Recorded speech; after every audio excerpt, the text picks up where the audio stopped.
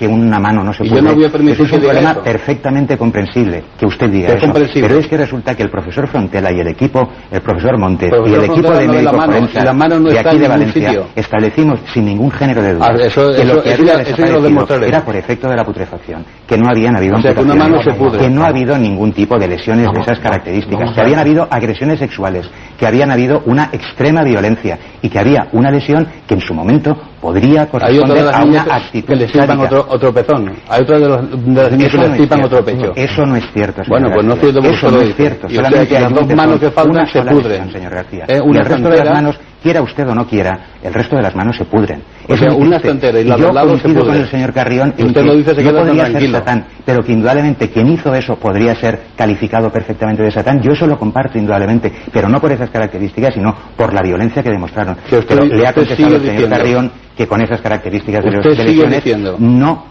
responde a un ritual de estas características. El professor Frontela, Juan Ignacio, tampoc mai ha reconegut que les xiquetes hagin sigut amputades a alguna part del cos. Vamos a ver, es que eso es una apreciación que hace el profesor Verdú, que no corresponde en este caso concreto a la realidad, porque el profesor Frontela mal puede hablar de las manos cuando no ha visto ninguna de las manos en el transcurso de la autopsia. Cuando el profesor Frontela va a realizar la segunda autopsia, no hay manos en ninguno de los cadáveres. Él lógicamente no puede decir, y su informe de autopsia está ahí, que ninguna de las manos se haya caído o se haya desprendido por efecto de putrefacción. Va deixar clar que les xiquetes no havien sigut decapitades. Pero si me estás preguntando de las manos, no estamos hablando de las cabezas. Estem parlant d'amputacions. No, pero de las amputaciones de las manos, que es de lo que estamos hablando concretamente, el profesor Frontela no dice en ningún momento que las manos se hayan caído por efecto de la putrefacción. Jamás. Por favor, señor Blanco. Por favor, señor Blanco. Lo dijo en el acto del juicio. Está en su informe de autopsia. Y que era perfectamente asumible y perfectamente lógico que se hubiera producido y que los cuerpos, aunque los libros ponen unas cosas que se tiene que pudrir un cuerpo de una determinada manera, los cuerpos se pudren de formas distintas. Y podemos encontrar medio cuerpo de una manera y medio cuerpo de otra. Efectivamente eso puede ser factible, si yo no estoy diciendo que no. Pues yo digo que lo que yo estoy diciéndole simplemente es que el profesor Frontela, cuando va a hacer las autopsias, no hay manos en los cadáveres. Entonces, como no tiene manos, él no puede, en su informe de autopsia, como es evidente y claro, decir qué ha pasado con ninguna de esas 6 manos, porque no opina al respecto de ninguna de las 6, como tampoco deja constancia si 3, 4, 5 han sido amputadas por los médicos forenses para enviarlas al Instituto Nacional de Toxicología. Entonces, el profesor Frontela no ha entrado nunca a analizar las manos. Lo que sí tenemos, y eso es un hecho concreto, es una epífisis distal, que es aburrido ya hablar de ella, cerrada. Duda que en su momento solucionaremos. Lo que no tenemos son los huesos de esas manos, porque esos huesos de esas manos el profesor Frontela no los llegó a ver nunca. No están fotografiados en ningún lugar, porque no existe fotografía y no hay constancia en su informe de autopsia que esos huesos de las manos, qué huesos de las manos aparecieron y qué huesos de las manos han desaparecido. Eso es evidente. Usted sabe que en su informe de autopsia no se aclara si los huesos de las manos estaban, dónde estaban y por qué no los vio el profesor Frontela y por qué no se mandaron a analizar a toxicología esos huesos.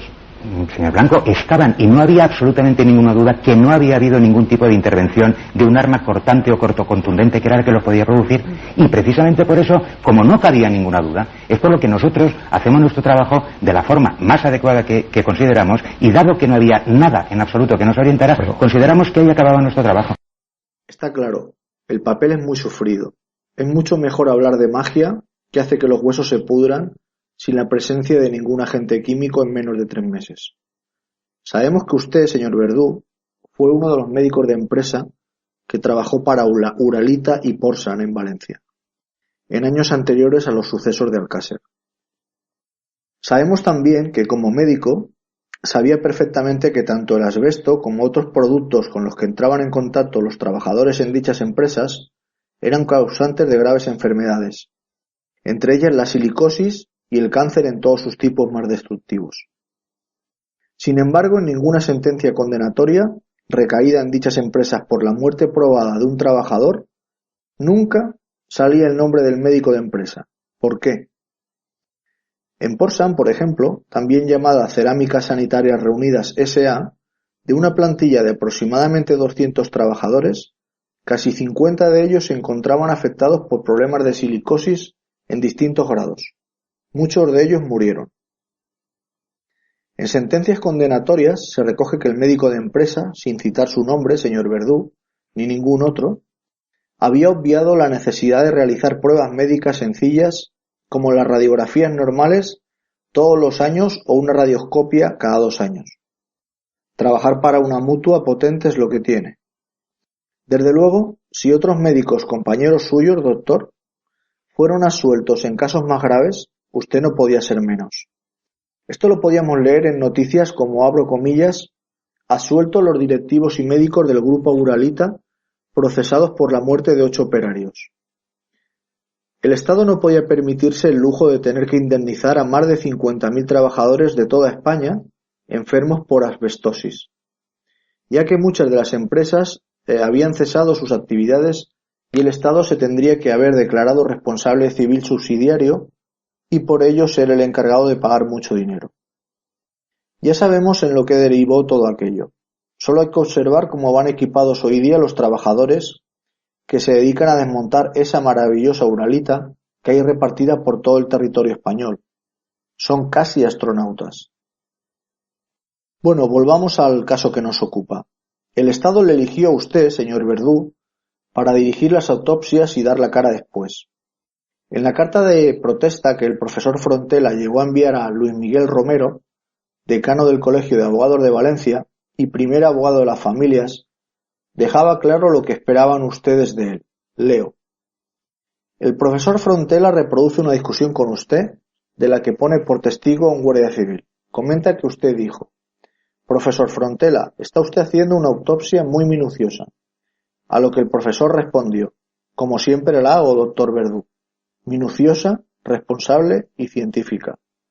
Y usted, para rematar la faena, le dijo: es que eso no es lo acordado. Quedamos en que usted solo cogería pelos para estudio criminalístico. Cierro comillas. Lógicamente, Frontela era demasiado bueno para ustedes, y tal como reconoció usted mismo a la prensa, hay un matiz muy importante entre la actuación de Frontela y la nuestra. Nosotros hacemos ciencia, él magia. Y ciertamente fue así, porque encontrarse los cuerpos como él mismo describe.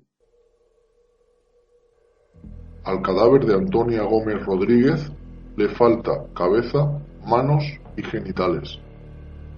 El que al cadáver ya se le hubiese efectuado la autopsia y lavado nos impidió ver, tomar y valorar su fauna cadavérica. Por esta razón, y porque en cadáveres en putrefacción la estimación de la data de la muerte solo se puede hacer en determinados rangos, científicamente no se puede realizar una estimación matemática del día del fallecimiento.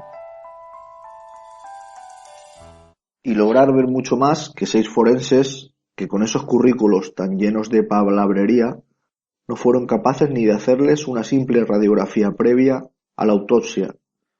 Dicen más bien lo contrario, que él hizo ciencia y ustedes jugaron a la prestidigitación.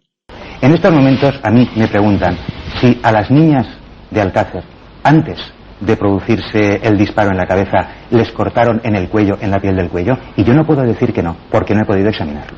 A mí me dicen si a las niñas, antes de asesinarlas y violarlas, les pusieron una bolsa en la cabeza, y no puedo decir ni que sí ni que no, porque no tengo datos. Yo de lo único que me puedo valer es del estudio de los cuerpos, y yo le puedo asegurar a usted que en el estudio de los cuerpos no habían amputaciones, en absoluto, en ninguna de las extremidades, y que todo era efecto de la putrefacción. Sí, ciertamente algo está corrompido, corrupto hasta la médula, pero no son aquellos huesos. Por cierto, de aquella epífisis distal del radio derecho de alguien, cuya descripción no consta en la autopsia, pero sí aparece en la declaración del perito ante el juez. De eso y algunas vértebras que no pertenecían a las niñas y también estaban en la fosa, de eso jamás se habló en los hechos probados.